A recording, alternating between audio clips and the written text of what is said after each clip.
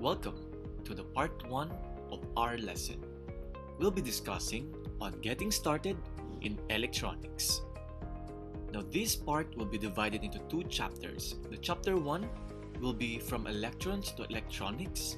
Then chapter 2 will be keeping humans and gadgets safe. Next slide. Welcome to the first chapter of today's course. We'll be discussing from electrons to electronics. This is presented to you by the Educational Engineering team.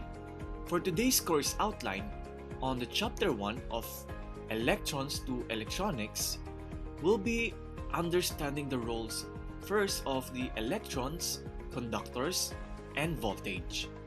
After that, we'll be looking at how electricity is being generated.